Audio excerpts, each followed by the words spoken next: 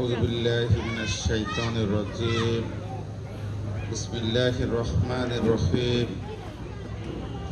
الحمد لله رب العالمين الصلاة والسلام على أشرف الأنبياء والمرسلين وعلى آله وصحبه أجمعين। বাংলাদেশ জামাতে ইসলামী কুষ্টিয়া শহর শাখা 10 নম্বর ওয়ার্ড কর্তৃক আয়োজিত আজকের এই কর্মী সমাবেশে সম্মানিত সভাপতি মঞ্চে উপস্থিত আছেন বাংলাদেশ জামাত ইসলামীর কুষ্টিয়া জেলার অন্যতম সদস্য, কুষ্টিয়া 3 আসনের এমপি মনোনীত প্রার্থী। আরও উপস্থিত আছেন কুষ্টিয়া জেলা জামাতের ইউনিট সদস্য জনাব রাজিউদ্দিন আহমদ শাহিন। উপস্থিত আরও নেতৃবৃন্দ এবং আমার সামনে উপবিষ্ট সম্মানিত সুধীমণ্ডলী, আসসালামু আলাইকুম রহমতুল্লাহ। বাংলাদেশ জামাত ইসলামী আমাদের এই দেশে বাংলার জমিনে আল্লাহর আইন প্রতিষ্ঠা করতে চাই। সেই লক্ষ্যে আমরা অবিরাম দিনরাত আমাদের কার্যক্রম চালিয়ে যাচ্ছি। তারই অংশ হিসাবে আজকের এই অনুষ্ঠান। আমাদের কুষ্টিয়া জেলার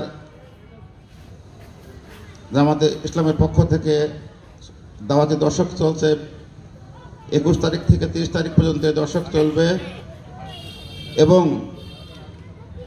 আগামী 4 জানুয়ারি বাংলাদেশ জামাত ইসলামের আমিরে জামাত ডাক্তার শফিকুর রহমান আমাদের কুষ্টিয়া আগমন করবেন। সেই উপলক্ষে আমরা দাওয়াতে কাজ করছি। সম্মানিত সুধীমণ্ডলী, বাংলাদেশ জামাত ইসলামী এই দেশে ইসলামকে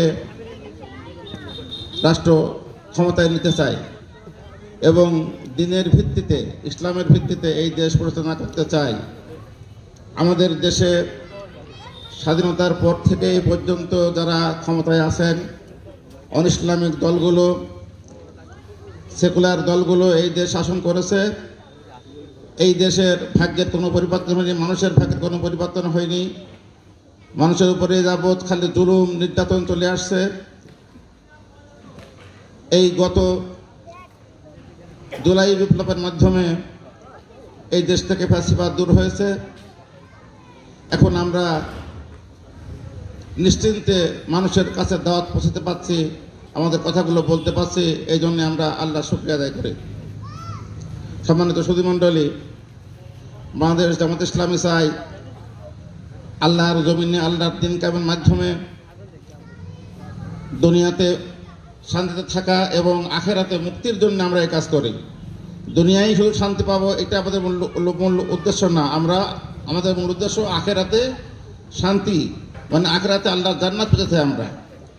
আর এই কাজের মাধ্যমেই আল্লাহর জান্নাত পাওয়া সম্ভব।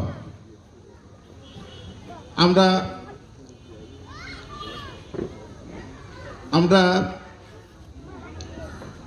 দুনিয়াতে আসি, আমরা আল্লাহ পাক আমাদের সৃষ্টি করেছেন তার ইবাদতবন্দি করার জন্য। আমরা শুধু মনে করি যে আমরা নামাজ, রোজা, হজ, যাকাত, তাসবিহ, তাহলিল, যিকির, আজকার করছি, এগুলো ইবাদত।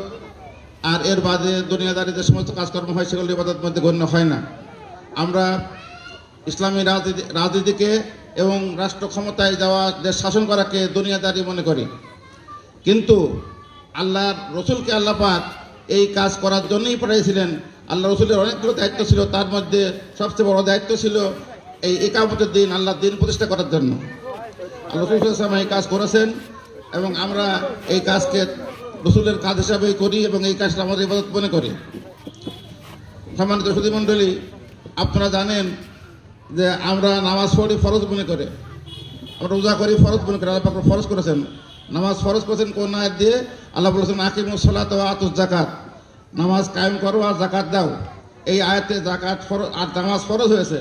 ঠিক আল্লাহ পাক এই একই রকম একটা আয়াতে বলেছেন, আনাকিমুদ্দিন, আমার দিনকে প্রতিষ্ঠা করো। আল্লাহর দিনকে প্রতিষ্ঠা করা ফরজ। আমরা বাংলাদেশ জামাত ইসলামী আল্লাহর এই নির্দেশ, এই ফরজ নির্দেশকে পালন করার জন্য আমরা এই দেশে রাজনীতি করি এবং আমরা ক্ষমতায় যেতে চাই। এই কারণেই যে ক্ষমতায় যায় আমরা মানুষের মধ্যে বৈষম্যহীন একটা সমাজ গঠন করতে চাই। কিছুদিন আগে আপনারা দেখেছেন ছাত্ররা যে আন্দোলন করেছে বৈষম্যহীন সমাজের জন্য, কিন্তু আমরা এই যাবৎ দেখে আসছি আমাদের দেশে যারা শাসন করেছে, সেই শাসন ক্ষমতায় যারা ছিল তারা কোনোদিন এই দেশে বৈষম্যহীন করতে পারেনি। বৈষম্যে ভরা ছিল এই দেশ।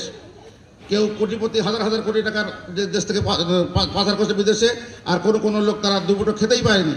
এই যে বৈষম্য একটা সৃষ্টি হয়েছিল, ছাত্ররা এই আন্দোলনের মাধ্যমে ফ্যাসিস্টকে এই দেশ থেকে তাড়িয়েছে। আমরা ছাত্রদের সেই উদ্দেশ্য, ছাত্রদের সেই কাজটা আমরা পালন করতে চাই এবং আমরা যাদের মাধ্যমে এই আমাদের আল্লাহর দিনকে আল্লাহর জমিনে কায়েম করে রাষ্ট্র ক্ষমতায় ইসলামকে নিয়ে এই দেশে ছাত্রদের যে উদ্দেশ্য, সেই উদ্দেশ্য বাস্তবায়ন করতে চাই। আল্লাহ পাক আমাদের এই কাজ করার তৌফিক দান করুন এবং আপনারা আমাদের সঙ্গে সহযোগিতা করে